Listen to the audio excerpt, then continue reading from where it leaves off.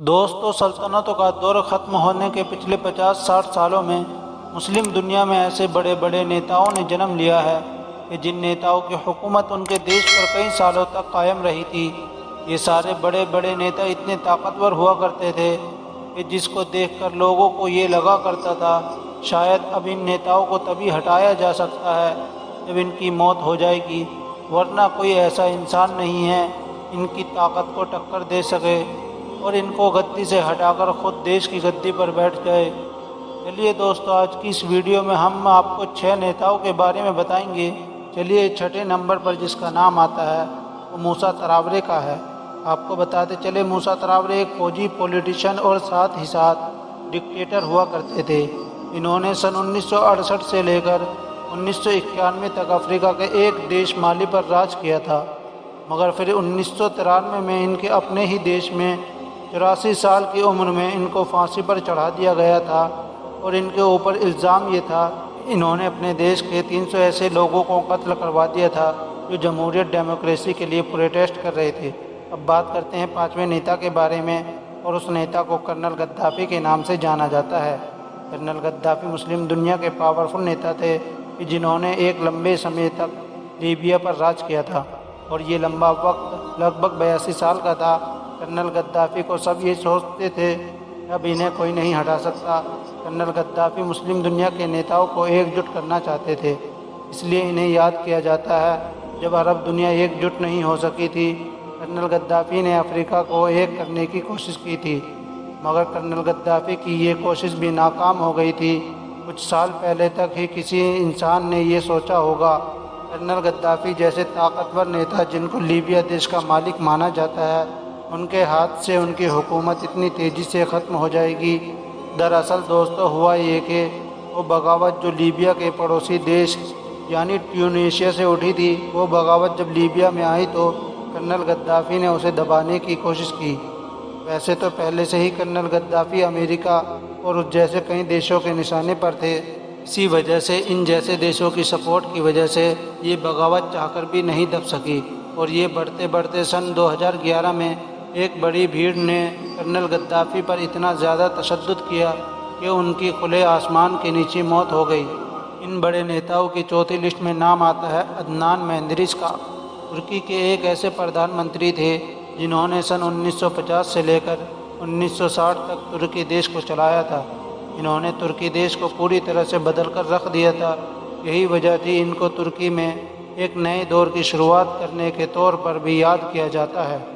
دراصل دوستو ترکی دیش میں ہوا یہ کہ سن 1932 سے ہی اذان دینے پر پابندی لگی ہوئی تھی، لیکن عدنان مہندریس پاور میں آتے ہی قانونی اس بین کو ہٹا دیا تھا، اور 17 جون 1950 ترکی کا وہ یادگار دن تھا جو کئی سالوں کے بعد ترکی دیش میں اذانوں کی آواز گونج رہی تھی۔ سن 1950 میں ہی عدنان مہندریس نے حج کے لیے لگی ہوئی اس پابندی کو بھی ہٹا دیا تھا کہ جو ترکی کے لوگوں پر کئی سالوں سے لگی ہوئی تھی۔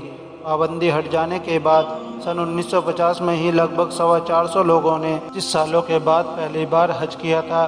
یہی وجہ تھی ایک گروپ جو کمال اتا ترک کو فالو کیا کرتا تھا وہ عدنان مہندریس کے خلاف ہونے لگا تھا، اور اسی چیز کا فائدہ اٹھا کر سن 1960 میں ترکی کی فوج نے اپنی حکومت کے خلاف بغاوت شروع کر دی، اور حکومت کا تختہ پلٹ کر کے فوجی حکومت قائم کر دی گئی۔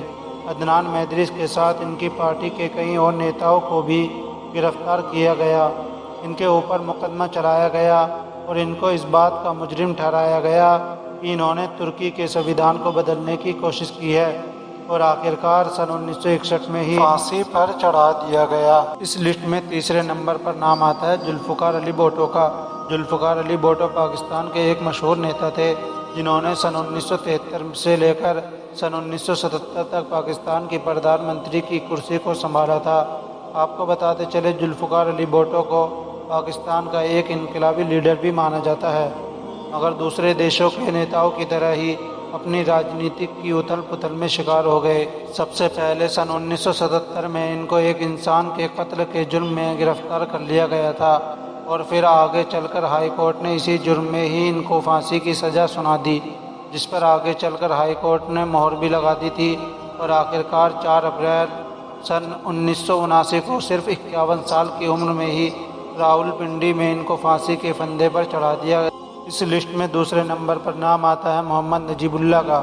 محمد نجیب اللہ سن 1987 سے لے کر سن 1992 تک افغانستان کے راشٹرپتی رہ چکے تھے۔ آپ کو بتاتے چلے نجیب اللہ نہ صرف خود کمیونسٹ تھے بلکہ USSR یعنی سوویت سگروف کو بھی بہت زیادہ سپورٹ کیا کرتے تھے۔ اس لیے دنیا کے زیادہ تر ایکسپرٹ کا یہ ماننا تھا کہ محمد نجیب اللہ USSR کے کٹ پتلی بن چکے تھے۔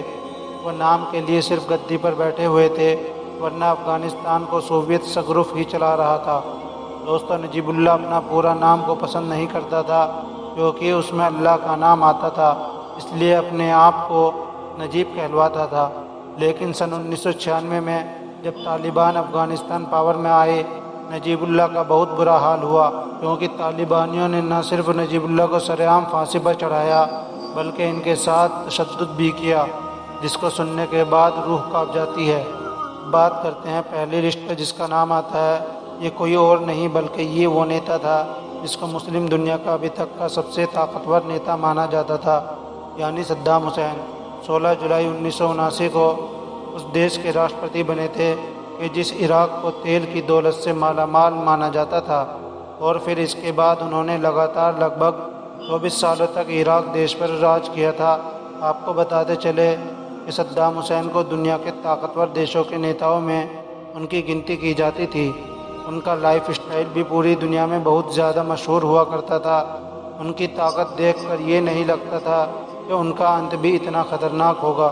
دراصل دوستو، ایک لمبے وقت تک امریکہ کے ٹارگیٹ پر تھے۔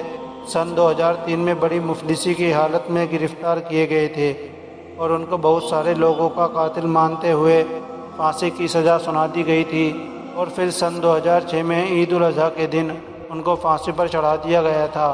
فی الحال آج کی اس ویڈیو کو ہم یہیں ختم کرتے ہیں، پھر ملتے ہیں ایک نئی ویڈیو کے ساتھ۔ تب تک کے لیے خدا حافظ۔